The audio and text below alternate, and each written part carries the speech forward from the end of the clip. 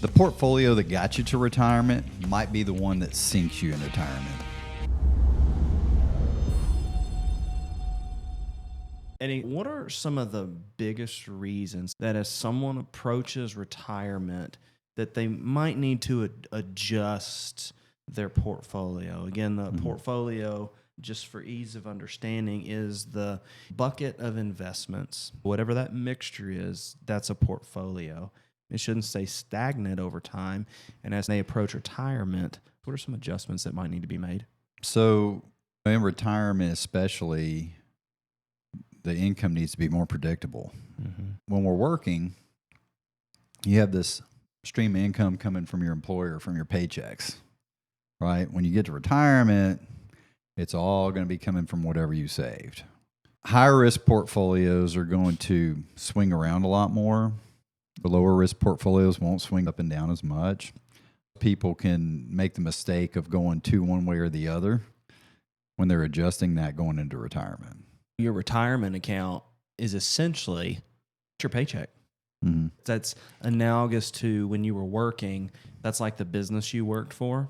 Mm-hmm. And so you need to make sure that that business, your money that works for you, and make sure that that's going to be dependable. Yeah. Because that's how you eat. You're retired. Right. Portfolio swings around too much and you're pulling out too much, you can run out of money. Portfolio doesn't swing around a whole lot and it doesn't grow, you can run out of money. It's a danged if you do, danged if you don't situation if you're too one way or the other on that. So what can we do as we approach retirement? Well, having a broadly diversified portfolio of stocks and bonds, some type of mixture of those things, assets that are going to keep up with inflation, not move around as much so that the returns are more predictable. So what I mean by that is you have this range, this outcome that can happen in a portfolio. And let's just say that box is yay wide. But what we want to do in retirement is we want to take that box and squeeze it as tight as possible. It's going to move around, but it can be a whole lot more predictable in this box than it is in a wider box. Right. And that's why you're talking about having a broadly diversified portfolio. Mm-hmm. And again, I like to take things down to a basic explanation. It's easy to understand. It's kind of like this. It would be highly improbable that every investment out there drops at the same time. Yeah. Because some of them even work on an inverse relationship. Mm-hmm. When one goes up, the other goes down. And when the thing that's down comes up, the other tends to go down. Do you remember what a phone book is? I do. I don't know if you're in that age group or not. We used to use those as we'd jump them with our bikes. Oh, okay. That makes sense. Well, a phone book essentially is made up of phone numbers and things, and the pages in that thing were like really flimsy. Now, you could take them out, rip them up pretty easy, but those things are also really thick. Yep. And all those flimsy pages, when you stuck them together, if you've ever tried to rip one of those things in half, not real easy to do. And that's really essentially what the portfolio does, is you have all these different securities mixed up, and together they make the whole thing stronger. Right. It tightens up that gap of these market fluctuations that can make your money real valuable or make you lose a lot of value in just one day. So when you're broadly diversified, one thing goes up, one thing goes down. You're not going to get as much upside, but you're also not going to suffer as much from the downside when something in the market tends to fall down a little bit. Right. And when you're trying to plan anything, you need more certainty around the numbers. Everybody would love to make as much money as possible, but in the same breath, you've also got to make sure that you're not losing as much as possible. That downside actually hurts you more in retirement, and I can't stress this enough. The math that helped you build that nest egg, that compound interest, that same math can be devastating on the way down. It is a two-edged sword. And that's why when somebody makes the comment and they say, I've been super aggressive for a long time. Look at my account. Look at how much it's grown. Now that I'm getting into retirement, I want to continue making that kind of money. Why can't I just be super aggressive? Yeah. Well, it's not worth the risk.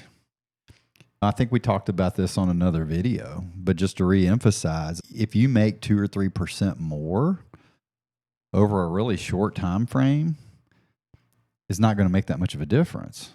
So if you're super aggressive and the wheels fall off at the wrong time when you're needing that income, that's not so good. And why is that? Well, when the market's down, it takes you even more to get back to even. If you're down 10%, you go from $100 to $90. Well, if you only get 10% back, you're at $99. You're not at $100 again. So it actually takes you a little over 11% to get back to even. Not to mention the fact that you also took 2 or 3, 4% out. So your account didn't drop 10%. Your account dropped 12, 13, 14%. Correct. And if you're down more, say 50%, guess how much it takes you to get back to even again? 100%. So the further down you go, the more detrimental that math becomes. Another major factor and difference as to why you wouldn't want to be so aggressive when you get to retirement is the fact that you are not putting into that account any longer. Mm-hmm. You're not stoking the fire anymore. Mm-hmm. And so when you were working and you're stoking the fire and you're putting into that 401k and you're getting that employment match and it is just burning on all cylinders, it's growing, it's doing great. When you get to retirement, that spigot gets shut off. And you have another spigot on the back side of that you open up and now you're drinking from it. Right. But there's nothing coming into the well anymore. And if you're super aggressive, it takes the level of that water, so to speak, down too quick. And you're still drinking from it. And you're still drinking from it. Or what are you going to do? Are you going to stop? Are you going to stop eating? Are you going to stop, paying your bills? How long can you go without water? How long? Not very long. Yeah. So what should be done? Well, still sticking to a little bit for a second, the whole why you're going to stay aggressive thing for a second. People don't realize, like, the S&P 500's had a really killer, 15 years or so now.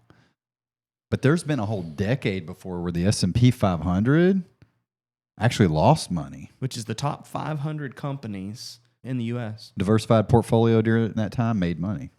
What I always say is if you can actually tell me when those kind of events are going to happen. Yeah. But now that's aggressive, but if you knew, it wouldn't be risky. Right. But exactly. You just don't know.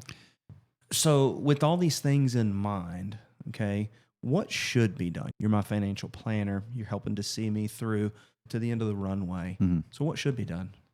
Just making sure that your portfolio line up and are consistent with your goals at the time. Sometimes it's not the same goal for every account.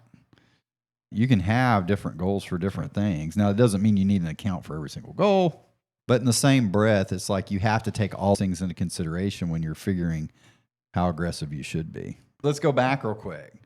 You're talking about the spigot. What if you don't have to turn it on right away? Probably could be a little bit more aggressive depending on when you're going to need to turn that spigot on. Right. So. Your finances are not like your neighbors, and your neighbors are not like their neighbor. Everyone's financial situation is unique. It's like a fingerprint. Mm-hmm. And so you can't just say, hey, Eddie, what did you do? Your financial situation is different than other people's. Yeah. And their financial situation is not yours. What is super helpful is to have knowledgeable, capable, competent financial planners who can look at your individual blueprint, your finances, and do the math, give you wise advice, studied expertise, so that you can manage that, okay? Because let's just say hypothetically, you're my advisor and I'm super aggressive with my investments, and I come to you and say, hey, I want to bring my money over and let you manage those investments. I've been super aggressive. I want to be super aggressive. And then you give me, hey, you don't need to be super aggressive when you're in retirement. You know how we all are. We tend to swing the pendulum all the way to the other side. And I say, okay, well, I'm going to get ultra conservative. I think you would probably say, I don't know. Yeah. Can you give me some wisdom as to why I may not want to be super aggressive and I may not want to be ultra conservative either? Right. Well, inflation's the silent killer. It just tends to sneak up on you over time, and you've got to be real careful with that. And in fact, most of the time I find that's a bigger problem is getting people to be aggressive enough in retirement. Because what's the number one fear? What's the number one fear people have with running their money? out of money. Running out. And so, when you don't know what to do, you tend to do nothing. And nothing is something. Well, nothing is something That's because right. you're not taking everything into consideration. That's right. And that ends up being a bigger problem. It also compounds the issue of market timing. It's like most people know, I think, that I don't need to be all in cash in retirement, or they wouldn't talk to an advisor to begin with, or even have investments. They just cash it out and put it all in the bank right away. Most people don't do that. Most people will start out investing, but then something happens. A bear market where the market drops 20% or more. Think 2008, 2022. Right. Events like that don't come around all the time. They're more frequent in history than you realize, and they're going to happen. But when they happen, especially if it's early on in retirement, because again, when that spigot that you're drinking from comes on and you don't have a paycheck coming in, that gets scary. That gets real. And your money's dropping and you see that. But what people don't take into consideration is I'm not pulling it all out at one time. In fact, pulling it all out at one time is detrimental. That's what hurts you, not watching it go up and down. And so what's some math behind that? Well, there was a study that was done, and it runs from like the year 1990 to 2017, covers a period of about 28 years. And that study just shows if you were invested in the S&P 500, which again, we told you for other reasons, don't just do that in retirement. But if you're just growing a portfolio, if you would have just left it invested that whole 28-year period, you'd have made about 10%. But if you just missed the best 100 days Out of 7,000-ish days, right? 28 years. Yeah. If you just missed the best 100 days, you're almost -5. 100 out of 7,000 days. And so, one, you don't know when those things are going to happen. And here's the thing is those best days usually come on the heels of some of the worst. So when you wouldn't expect it. Correct. I'll give you an example. A couple years ago during 2022, again, in the bear market, we hit bottom on that bear market, meaning the market bottomed somewhere around mid-October. A couple of weeks before that, you got to remember that year was so draining. Market just like every day you turn on the screen, red everywhere. It was very demoralizing. Hand-holding, helping clients through it mentally, all that. But a couple of weeks before the market bottomed and started going up again, I tend to listen to the news on the way home. And there was a report on the news that this was the best day in the S&P 500 since like 1950 something. Wow. In one of the worst years, right? So how are you to know those things are going to happen? You don't. You don't. If you do, I'm going to give you a job application because we're going to be rich. And think about the net effect. The market's doing bad and I get scared and I function on emotion rather than reality. And as those numbers go down, I get scared, ultra conservative. I pull my money out and I miss that day. Yeah. You got a boat in the water. It's hard to get where you're going when the storms are coming. But I'd argue it's even harder if you pull the boat out of the water. That's right. And so being disciplined, making sure you're in the appropriate portfolio to begin with, it's the biggest thing. And then having the discipline to stick with it. Yep. Yeah. Having the right boat to handle the storm. That's right. Because if you're in a little bitty John boat, you're in a canoe, and you're out there in a big storm, how are you going to make it through? Yeah. But if you're in a vessel that's broad, it's wide, it's got balance in it, you can weather that storm. And once you get through it, you might have a tailwind behind you. Mm-hmm. And it might be pushing you and you can get a lot farther. And then you're ready also to hit another storm. And you're living the whole time. Mm-hmm. Yep. Yeah. So as life goes on, over time, our goals change. How do we adjust when our goals do change? We have several clients who have investments with us and they say, I'm not going to touch this money. Most likely, I'm just not going to touch this money. I have a goal for this money. Maybe I want to leave it to my heirs. For instance, we have had some clients who say, and this is sad, you hear it and it, kind of chokes you up, honestly, because you see the suffering that's going on in their life. These real people, real concerns. We've had clients who say, got 3 kids. We've made a lot of money. We've saved. We've invested the money that we have with you. We're not going to touch it. We want that for our heirs. But one of our children was indicted, arrested, incarcerated, and we don't trust them. Yeah. And they've got some debts that need to be paid off. And so we want that money to go into a trust. And we want there to be a trustee that oversees that, takes care of their debt, makes sure that they get something that comes to them after that, but we don't trust them with that money immediately. So now we've got to pivot. Our goal has changed because life changes. Right. So what do we do when our goals change? Well, I mean, depending on what the goal is, should be how the portfolio is positioned. So in the case that you spoke about, right, those individuals are at the tail end of their life and they're trying to make these plans, and their kids are also quite a bit older. They're in retirement stage or whatever. And so we focus on what's the end goal for the money, not the individual in that capacity, right? Because they're not spending it. Right. So we have to look at, okay, that specific individual. So are they going to start drawing from that trust, from that portfolio right away? So they're going to be 5 or 10 years before they need it, something like that. And so that would dictate the mixture of securities that we would use in the portfolio based on that goal. Yeah. I mean, I'll give you another one. Say it's for a grandchild. And that grandchild's 10 years old right now. Probably want to be pretty darn aggressive with that portfolio, even if the client's in their 80s. Because it's not about your lifetime. Now it's about their lifetime. Correct. How about even like this? You get into retirement, you finally figure out, hey, we have done well enough. Again, we're not going to need to touch this money, but we want to make sure that our heirs get to it. And what we would say is, well, okay, we want to help you meet that goal, and we want to help you to meet that goal in the most tax efficient way.